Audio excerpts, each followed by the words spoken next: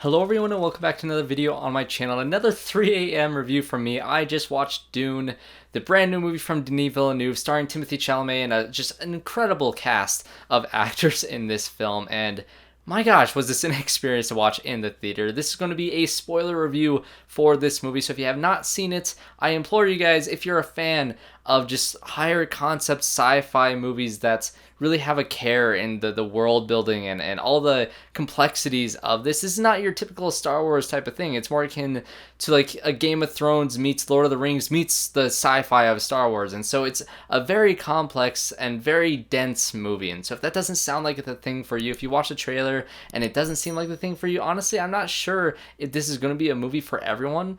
But for the people that are, invested in that type of movie, the people who want to watch a more, slowly paced movie that really does try to build an epic story, this is exactly what I wanted it to be. So like I said, spoilers from this point on. So let's just jump right into this thing. The first thing I want to talk about is the fact that Denis Villeneuve has made my favorite movie of all time. If you guys don't know, Arrival is actually my favorite movie of all time. It is the movie that inspired me to go to film school in the first place. And speaking of film school, I actually have my junior year student film coming out on Friday, which I believe this is uploading on Thursday. So tomorrow, you can watch the trailer right now. I'll leave that in the description. I'll show a little thing right here for you guys. This might sting a little.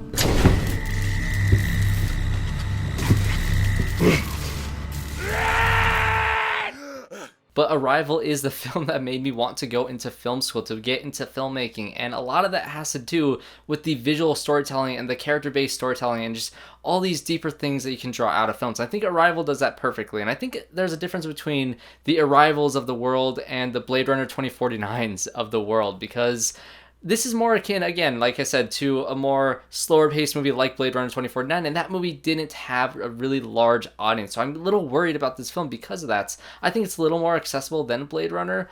Maybe, actually I really don't know. It's kind of tough to tell because the audience that I saw it with didn't really know what the movie was about, and they didn't really know what they were getting into, and so a lot of them couldn't really get into the movie. But from a standpoint from where I was at and from what I knew about the story going in, I didn't really know any plot points really. I just knew the trailer and I knew the director and I knew the scale that this movie was going to be, and so that is what worked really well for me. Every single frame of this movie is beautifully shot, and I saw it in the biggest auditorium at my theater, but I need to see it in IMAX. This movie is glorious every single time. Like, even if it's a small conversation scene, or if it's a small, shot of this little weird mouse creature, or whatever it is in this movie, it is perfectly shot. It is just, there's so much care and attention put towards every shot, and even an action sequence where you wouldn't think, it's kind of like, oh, we need to, try to get good coverage of the fight scene and the choreography. That's the focus. No, the focus was on that still, but it was also on the composition of each and every single shot within those fight scenes. And so it just makes the whole movie, from a visual standpoint, just beautiful. And keep on going off of the technical aspects of this movie. The music is incredible. The actors are incredible. Every single actor in this film. I think the movie does suffer a little bit from, everybody kind of having, I don't want to say a Star Wars prequel effect where everybody kind of talks the same and everybody has the same type of tone of voice throughout the entire movie, but it does have hints of that. But what I really didn't expect from this movie is how much I would fall in love with the characters of this movie. And for one, Timothée Chalamet as Paul is great, but I'll get into him for a second. But the standouts for me really was, first off, Jason Momoa as his character, who I absolutely adored. He was kind of like the best friend of Timothée Chalamet's character, and so they had this bond where every time they saw each other, they kind of like ran to each other and hugged. It was adorable. It was great. But his character was kind of the brute force muscle team member. He was a badass. He was just killing people left and right, and anytime he walked into a room and there's like 5 or 6 or like 10 different enemies, he just wiped all of them out. And you hear at the beginning of the movie Timothée Chalamet's character is having these dreams of, all these different visions of Zendaya's character and all these things with that, which I'll get into in a second here. But it was a lot, had to do with him too, seeing him dead lying in battle. And so you get that at the end of this movie, and it was honestly heartbreaking. I knew it was coming. They set it up perfectly, and once he got into that room, once I saw them walk into that room, that location, that production design of all of it, I knew it was going to happen. And he still, every single second of his screen time was just wonderful. He was definitely the standout to me by far. But of course, that didn't take away from Timothée Chalamet. I honestly really like the Paul character, and if you know me, I'm not the biggest fan of like Chosen One storylines, but I think this film did it really well in terms of like he was kind of denying that he was, had this role. It was kind of introduced with his mom, and I think, was it his grandmother or this other person who's like part of the family of his mother's, and so their whole storyline, I'm still kind of iffy on that. I'm still kind of not iffy. I'm confused about who they are. I want to know more about them because they have this ability to like see things, and he's getting visions, and they have like this Jedi mind trick control thing that they do that's really creepy. This voice that they do whenever they're able to like take people over. So like I said, Star Wars meets the Lord of the Rings because you have this house of her family and this, hierarchy that's going down into this chosen one storyline is very interesting. And everybody denies that he is this person, even though, we're following him. He's the main character. He probably is going to be this chosen one, although I haven't read the book, so I don't know this. But the way that they set it up is he denies that he is, this person that is going to do all these great things. He's kind of hesitant towards all that. He doesn't want to, bear the weight of all that on his shoulders, and also having the weight of the House Atreides name given to him by his father. That whole storyline as well is also just, piling on top of him. And so he doesn't feel like he is worthy of all of these different things. And not only that, but everybody around him is also doesn't really think that he is worthy of all these things except for his father. His father's like, no matter what you do, you will always be exactly what I needed you to be, and that was to be my son. And I loved that conversation that they had. And so seeing his character evolve and seeing all these characters, they kind of deny him as this, thing that's going to be, the great person. Everybody thinks he's going to be the one, and everybody, when they see him, they doubt him. And that doubt is what makes his character really interesting, because despite all of this doubt, he is still, by the end of the movie, once he has that battle of like kind of honor with this other guy that is part of this, native people of the planet Arrakis, and this little battle that they have at the end of the movie, and this little, duel that they have.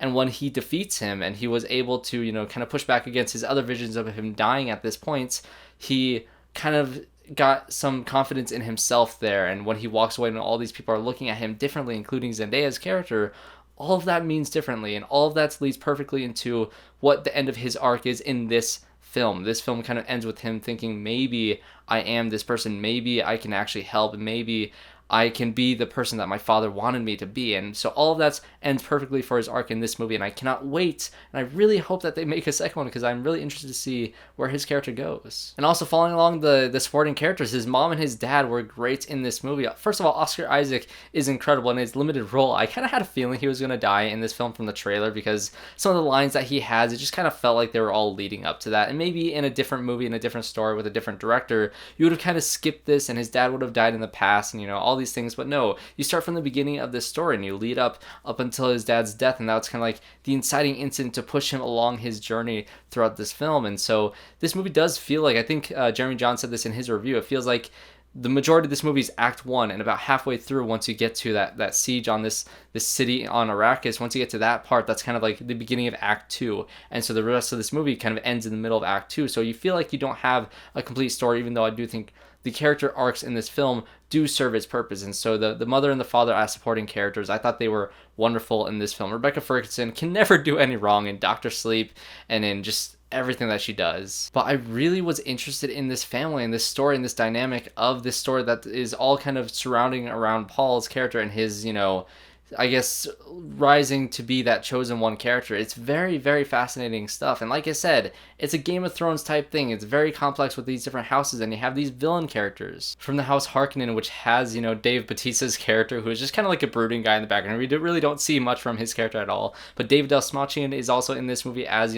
part of this house. And then Stellan Skarsgård as whoever this guy is, kind of the leader, the head of this house. He is creepy. He just kind of floats around, and he's very imposing in every single scene that he is, and he's gross, and he's just like, whenever he was like, trying to interrogate, or I guess kind of interrogates Oscar Isaac's character before Oscar Isaac has his like sort of sacrifice moments before his death, I loved how imposing this guy was. He was really creepy and just unsettling. The design of his character was really great, and just everything surrounding that, the music especially around this character, was really imposing. And I want to see more from them, because honestly, I feel like I haven't really gotten the motivations of what they're, going after. Because again, like I said, this ends in the middle of Act 2, so you don't get those end of Act 2 revelations that you're probably going to get with how all this is working out. And I do want to see this movie a second time, so maybe I'll pick up more things, because the first half of this movie is absurdly dense. This is a very, very dense movie, so I feel like I missed a lot. And there's all this talk about this Emperor character, which we don't get to see this Emperor character, and I'm very fascinated to see who this guy is, because they keep on talking about him, and they kind of have like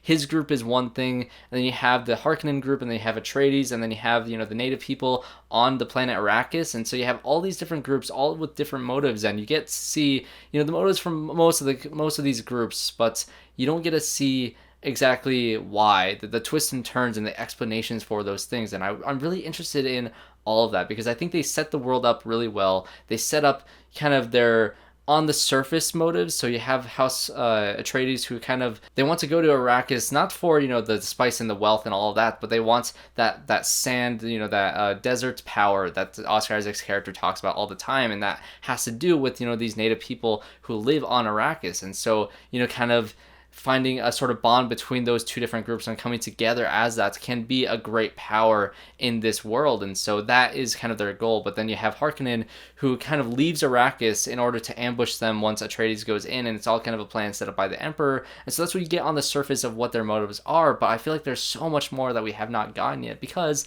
this is only part 1 of 2. And then you have the Fremen, which, you know, you really don't get to see much of them. You get Javier Bardem's character as kind of a leader in that, and then of course you have Zendaya's character, who kind of shows up sporadically throughout the entire movie in terms of like different visions that Paula has throughout the movie. And so you don't really get a sense of her character until the very, very end of the movie, when you have, you know, her kind of also doubting that he is going to be this chosen one person. And she even says like, this is going to be an honorable death, and gives him a dagger and all those different things. And so there's a lot to be desired for in terms of these different houses. I feel like I got a lot from Atreides, because this really was the downfall of the House of Atreides, but I want more from all the other places, because I think you got a little bits and glimpses at all those things, but I want more, and that's what I really felt like walking out of this movie. I just wanted more of this. And yes, it's 2.5 hours, but even still, I did want more. And I can see how this movie can alienate an audience, because the first half, like I said, is absurdly dense with information. But as soon as that siege happens and you get to the back half of the movie, all of it really is non-stop action to me, like of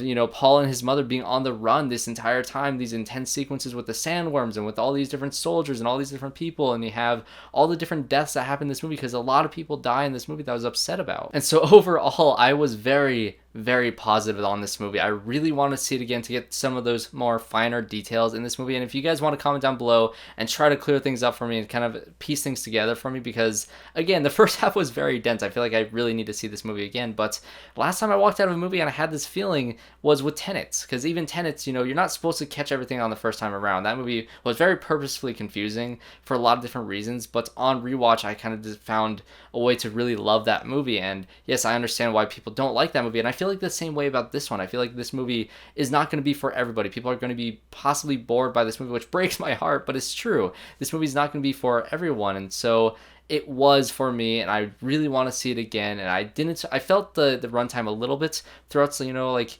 towards the beginning of the movie when it's just really dense in information. But once it got into the last half, I'm telling you, I really fell in love with these characters by the end of the film, and I cannot wait. And I'm really hoping that this movie is successful enough to get a part 2. So that's going to be my review for Dune, everybody. Make sure you guys leave a comment down below talking about everything that you loved, any complaints that you had. I just want to know all your thoughts on this movie as well. And subscribe to the channel to see more reviews just like this one. I'm in the middle of my 13 days of Halloween series, so I'm going to have a bunch of Halloween reviews pretty much every day up until Halloween, so I'm excited to get into that as well. And like I said, my short film is coming out on Friday, so make sure you guys go to that channel and subscribe to that. Again, links are all down in the description. I posted a trailer as well on this channel. So thanks guys for watching this video, and I hope to see you all in my next one.